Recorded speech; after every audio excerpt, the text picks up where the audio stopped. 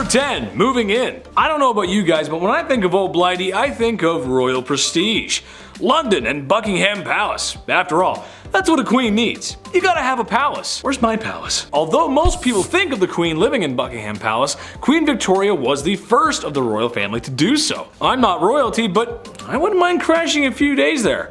Nice big place, servants, probably all you can eat. Man, she had it good. All that's missing is Wi-Fi. Move over, Your Royal Highness, I'm moving in. Just gotta get my collection of Sailor Moon memorabilia. Number 9, Queen Jeans. No, not a nice pair of royal genes. I'm talking about DNA and hereditary genes. I've mentioned a few times on this channel how the royal family may or may not have been inbreeding.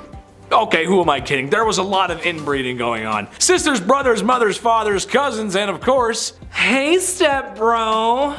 Now, as lovely as that seems to some, unfortunately, crossing the hall to reproduce can have ill effects, as inbreeding is known to have complications with birth and their offspring. Well, Queen Victoria may have been the first carrier of hemophilia B, a blood-clotting disease. While not having it herself, it's thought she passed it down through royals related all throughout Europe. Tsar Nicholas II's son comes to mind. However, I feel like if we told the royals why people were contracting certain illnesses, they would still do what they want anyway. So, I'll just close the door. You guys can go ahead and do what you're gonna do.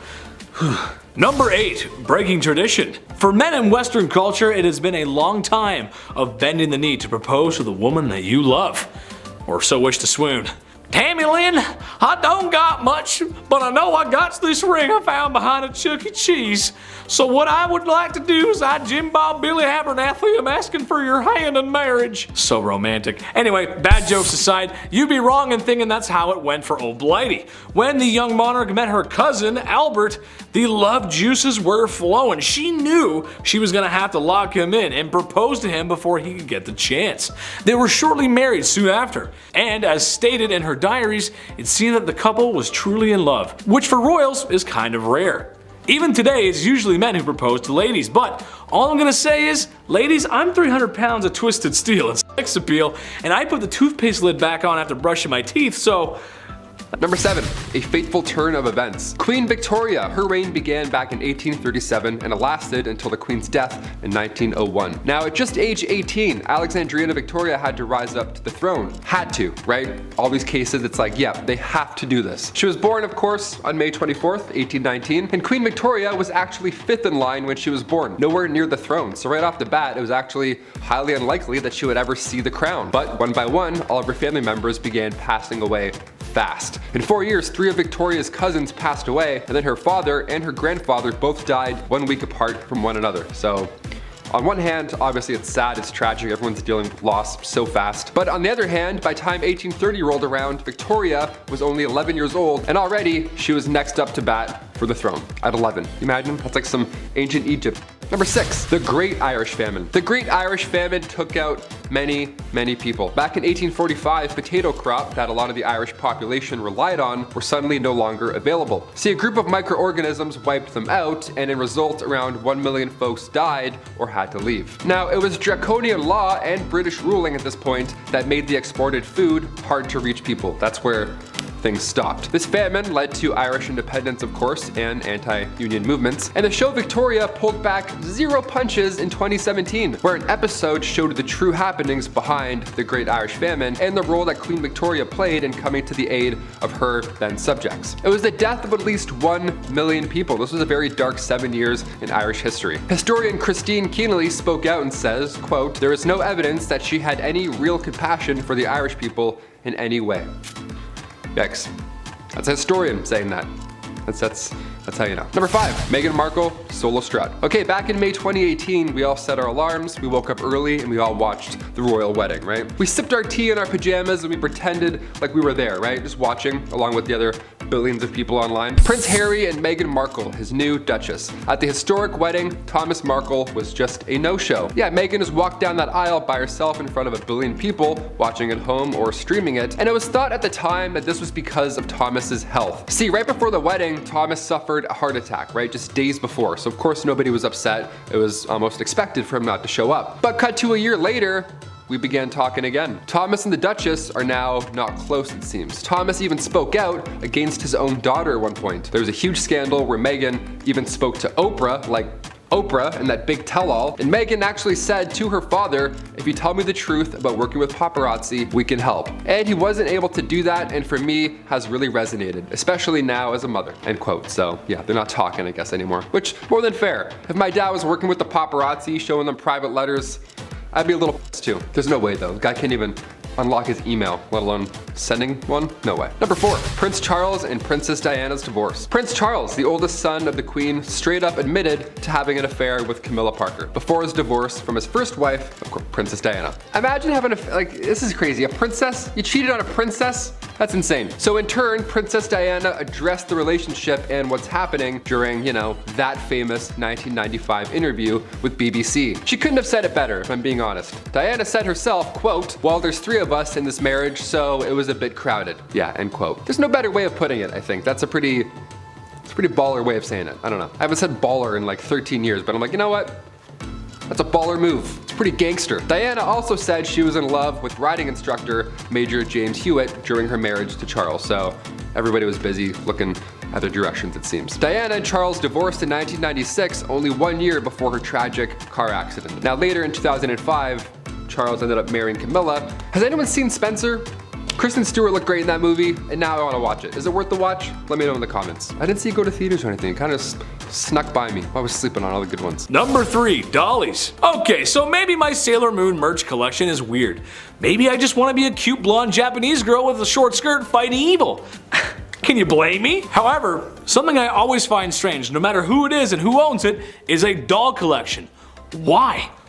Why? And it's never a couple, it's always a large collection. And tell me why anytime you go to visit someone and stay overnight, they always put you in a guest room where the majority of the dolls reside. There's nothing like 100 pair of creepy plastic eyes staring you down while you're trying to sleep in a bed that isn't yours. Well, Her Royal Majesty had her own collection of dolls. Yeah, that's right. You can just imagine the kind of treatment these dolls received. It said she had hundreds of them and most likely wore higher quality clothes than most common folk at the time. Great, now my worst nightmares outnumber me and they're dressed to the nines. Whew, dolls are just creepy. Number 2, Here Comes the Bride. Imagine being so powerful, so mighty, and influential that you'll create 2 Western traditions. Sure, the Christmas tree is great, but I'd argue the white wedding dress is more. She wasn't the first to wear a white wedding dress, but she was the one that made it happen. There's a few reasons why, and the obvious one is flexing that royal coin, but imagine trying to keep pure white clothes clean in the past. My mom makes a mean spaghetti and meatballs, and I have a difficult time keeping those stains off my white t-shirts, which, if you also ask my mom, is a bad color for me. I was a messy kid. That's why other colors at the time made sense. After all, there's no dry cleaning in the 1800s. At least not with modern machines and stain remover. Hey Alexa, can you add stain remover to my list?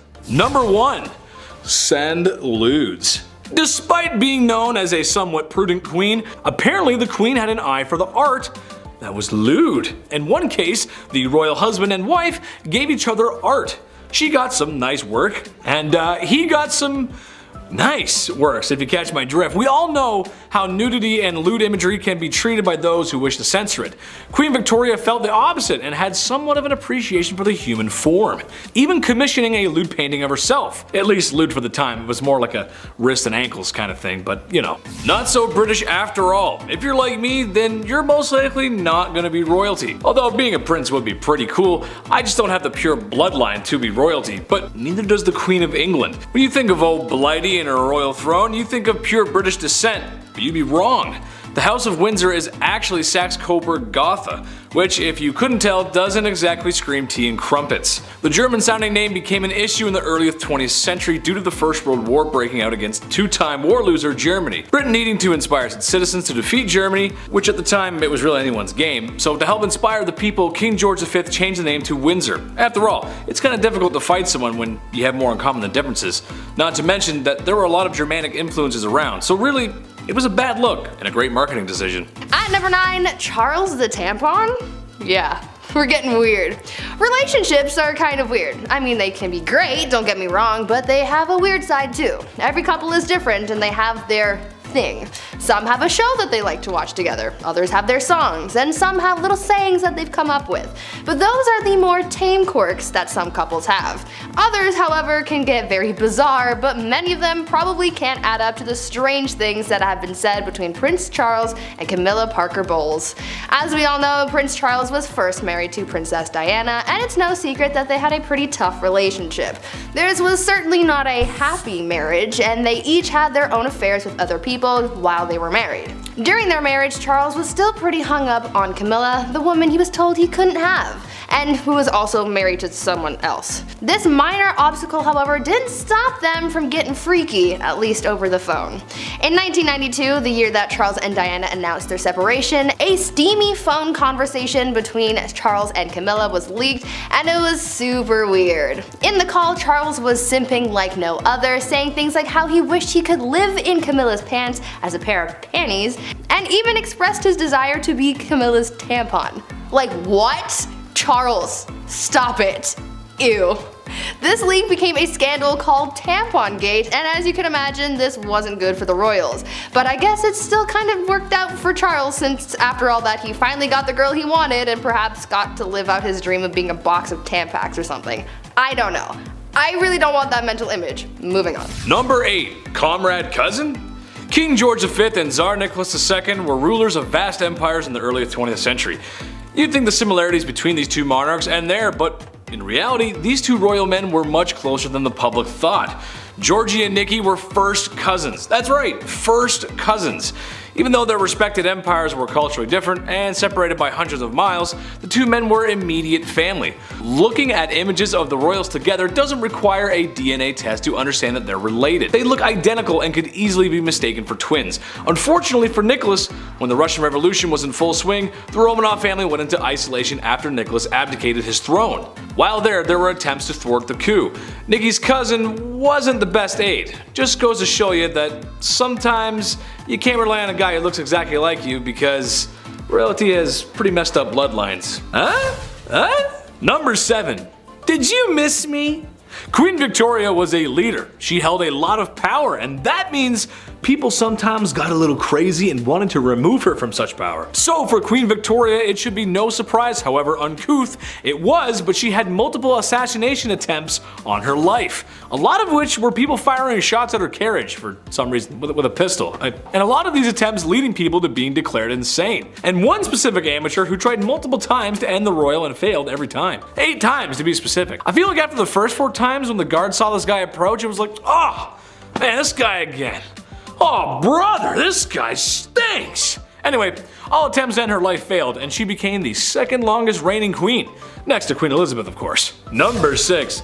Oh Christmas tree, oh Christmas tree. I was honestly shooketh when I learned this, but you know that thing a lot of people do around the holiday season where they get a big green tree and they like decorate it because of the holiday called like Christmas? You might have heard of it. Yeah, I've never heard of it either. Bad jokes aside, the queen and her husband may have popularized the Christmas tradition of decorating the tree after sending trees to local schools and army barracks. An image of the family decorating the tree was also published that Christmas. I wonder if they popularized any other traditions as well, like your aunt drinking too much wine, and that one uncle, no matter how many times he's told, says something at the dinner table that would have him sitting in HR so fast that, well, he'd be sitting in the HR office for saying something like that in public. Everyone's got an uncle like that. Number 5. The Terror of London. If you're into serial killers and just a little goth or emo, I mean who isn't, then you know who Jack the Ripper is. If you don't, he was a serial killer who roamed the streets of Victorian England and killed multiple women of the evening, and what can be called the first, or one of the first, modern serial killers. Jack the Ripper, however, is one of the psychos who got away. No one is 100% sure on who the Terror of London was. However, that hasn't stopped people from theorizing on his or her true identity. No, not Queen Victoria herself, although there are some who believe he was a woman, which would explain how he got away so easily. However, another popular theory is that it was the Queen Victoria's grandson, Prince Albert Victor. While there isn't much evidence to support this claim, or any of the claims really, it is interesting and makes me wonder, maybe the royal was a killer? We'll never know. Number 4. Short Kings Unite! Even though I'm a semi-charming and moderately handsome internet host, I suffer from an illness a lot of men do. I suffer from shortness. When the Lord was making me, he just put a few extra drops of cute in the mix. And then there was no more room for my legs to grow. I just see life from a little bit down below. Although, I own it, and thank God I don't have little man syndrome. All toxic jokes aside, Queen Victoria may have been a good fit for us short kings, as she was barely 5 feet tall. She's known for being a formidable queen, but when you're that short, it can sometimes be difficult to keep your stature. Somebody take me seriously. Foreshadowing much? At number 3, the milkman's son. By far the most scandalous royal relationship of modern times was without a doubt Prince Charles and Princess Diana's marriage. We all know how messy their relationship was with the love triangle, the affairs, and Diana's confessions of how tough it was to be married to Charles. But one of the other pretty juicy secret scandals that surrounded the couple was the speculation that the couple's youngest son, Prince Harry, wasn't even Prince Charles's biological kid. In a tell-all interview with Princess Diana in 1995, she admitted to having had a 5-year-long affair with a military man named James Hewitt. After Diana's passing, people started speculating that perhaps this James character was actually Harry's biological dad. I mean, when you take a side-by-side look at James and Harry, their resemblance is pretty uncanny. James denied all allegations, and the royal family did the same, but this still remains one of those royal secrets that I'm sure everyone believes but just won't admit. Number 2, stepbro? Yeah, I know it's gross, but the truth of the matter is none of us would be here if it wasn't for a little inbreeding. Royals just tend to turn that dial up to 11. Back in ye olde times, bloodlines had to be maintained, and the only way to keep them pure was to marry cousins and have children. Queen Elizabeth and Prince Philip are both related to Queen Victoria, but the crazy bus doesn't stop here. Queen Victoria and Prince Albert were first cousins, and they had 9 children together. This is a tradition that all royal families practice. Of course, marriage back then was more of a business decision or a political one. It's why certain distant cousins end up ruling different monarchies and empires. Sure, I get it. Why cross the street when you can cross the hall? But at some point, you gotta run out of cousins. Let's just be glad this practice is of the past and stays in the past. At number 1, long lost family. The royal family is known for trying to make themselves look perfect in the eyes of the public. They are always trying to look poised and put together and without flaws, but this effort also comes with its dark side, and there's a dark royal secret that just shows the lengths that they have gone to make people think that they are all just perfect people of society. It turns out that the queen had secret cousins that very few people knew about. The royal family and everyone adjacent are very well-known people, so how did we not know about the queen's cousins? Well, that's because they were essentially shunned and shipped off elsewhere because of their mental states. Back in the 1940s, mental disabilities were not very understood and were often seen as embarrassing for the families of the people who had whatever disability. The royal family thought that these cousins, Nerissa and Catherine, were too embarrassing for the royal family to keep around, so they had them incarcerated in a mental institution, and they remained there for the rest of their lives, cut off from the rest of the royal family. It is said that no members of the family ever came to visit them. Now that is not a way to treat family. Number 10. King Edward VIII. Directly after his father died in 1936, King Edward VIII took the throne, right? That's pretty normal. But the tides quickly turned when, less than a year later, he renounced his position. Now, this was of course a huge scandal right off the bat. This is not something that's taken lightly in the royal family. Turns out the woman responsible for stealing his heart was that of Wallis Simpson, America's socialite who had already been divorced once before and was at this point working through her second divorce. So you can only imagine how everybody reacted at that point, right? Oh, how dare she? His proposal to Simpson, of course, caused social and political backlash. The Church of England wasn't so chill with Edward marrying someone who had already been divorced. Yeah, they're not really okay with that. So Edward was forced to abdicate. Yeah, he had to, right, for love. Edward and Simpson then tied the knot in 1937, and they stayed together until Edward's death much later in 1972. Sliding into royal DMs right off the hop. Okay, we're in for a treat. Number 9. Dark predictions. Of course, in recent years, the royal family has seen a change that many didn't really expect. When Harry and Meghan chose to renounce their royalty status, speculation began that this could be the beginning of the end for the monarchy. People only fueled their fire with questions, and also, somebody may have called it. Yeah, Nostradamus, he may have predicted this entire event. One of his predictions literally reads, "At the end of the war, the great powers change. Near the coast are born 3 beautiful children. They will ruin the town when they come of age, they will change the kingdom, and they will not see it grow anymore." Now, Harry is only one of 2 children, so I'm not sure if the, quote was talking about him and his siblings, or if it has more to do so with some other royal family members, but either way, there's some people who take Nostradamus' words very, very seriously out there, so I had to include it. Maybe there's something there, I don't know, maybe there's something we haven't quite broken down yet. That's why we need National Treasure 3, you know, maybe this is the plot. Number 8, King Henry II. While we're on the topic of him, could Nostradamus have actually predicted the death of King Henry II? Because if he did, that's pretty curious, I'd say. Never used the word curious in my life, but I'm like, you know what, that's curious. King Henry II was actually a personal acquaintance of the prophet himself. That'd be kind of cool, being friends with Nostradamus. I'd be like, hey, how does Game of Thrones end? Please. While at one point in history, Nostradamus was seen addressing King Henry II as the most invincible King Henry of France, unfortunately Henry proved to be quite vincible when he met his gruesome death, might I add, at age 40. Yeah, in the summer of 1559, not a great time. A terrible jousting accident went wrong and it left the king passing away shortly after from sepsis. This is a terrible story, but I have to explain because, you know, it's history and well, that's what we're here for. The jousting accident saw the king having splinters driven into his eye and then his skull as well by one of his young soldiers. And the Nostradamus quote reads, "The young lion will overcome the older one. It says he will pierce his eyes through a golden cage." Okay, already we're a little bit spooky. "And that 2 wounds will ensure a cruel death." So I'm not saying he predicted it, I'm just saying, kind of nailed it. At number 7, killer date. What is the worst date that you've ever been on? What kinds of weird people have you met through your dating history? I'm sure there are some pretty wild and crazy stories out there, but I'm guessing that very few of them would even come close to the insane dating story from Princess Beatrice and how she literally dated a killer. In 2006, when Princess Beatrice was 17 years old, she got into a relationship with an American playboy named Paolo Luzzo. Paolo was an arguably shady guy, judging by the fact that he was arrested on a manslaughter charge before getting with Beatrice. Paolo was accused of ending the life of 19-year-old Jonathan Duchalier after beating the guy to death. Yeah, what a catch, right? Shockingly, Paolo's charges were reduced to a less severe charge, and he still got to date a princess after all of this. He even broke his probation to go on a trip to the French Alps with Princess Beatrice. How he finessed life so hard, I have no idea, but either way, their relationship only lasted a short amount of time. I can't say it's a good look for a member of the royal family to be seen with someone with such a dark past. Number 6, the princess.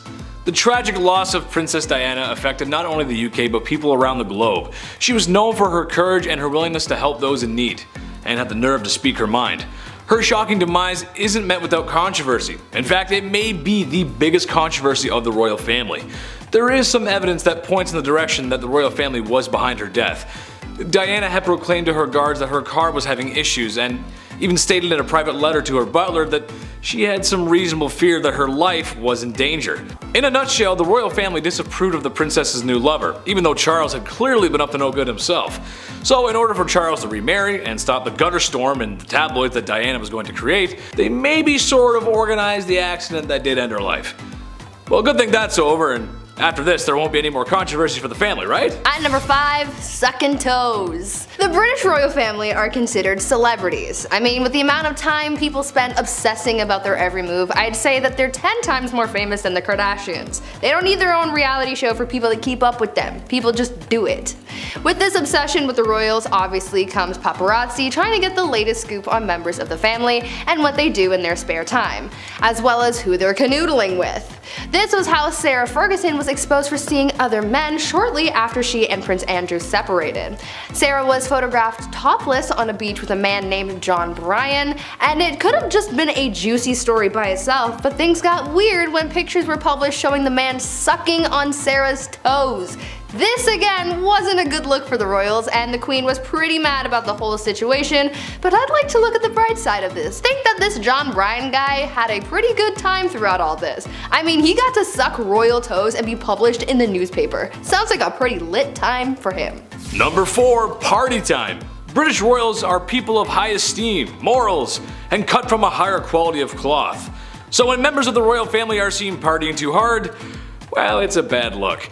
Prince George, Duke of Kent, was one such royal. He became known for spending his evenings in the best hotels and ballrooms that money could buy, even sometimes wandering into venues that were a tad tawdry even by today's standards. What's more interesting than that is the prince living the life of a frat boy is that his promiscuous relationship with not only just women, but men as well. Add in substance abuse issues that would make Charlie Sheen blush, and you've got yourself one wild prince.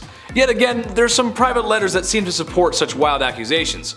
Unfortunately, he passed away in a plane crash that is shrouded in mystery, and the royal family is suspected of having a hand. Number 3. Prince Harry costume party. YouTube isn't a fan of some words, specifically one word that rhymes with Yahtzee, and it goes deep with history, as you could assume what I'm talking about. But with this being one of the biggest scandals, I have to bring it up, right? The Duke was always referred to as a bad boy, right? He was the bad royal. The bad boil royal. I don't know, I'm trying new shit here. But just how deep did these incidents cut? Well, before he settled down with Meghan in 2018, Harry had to issue a public apology back in 2005 because, whoops, somebody got photos from a costume party, and a few of them were in poor taste. Did the royal dress up as the Beast from Beauty and the Beast?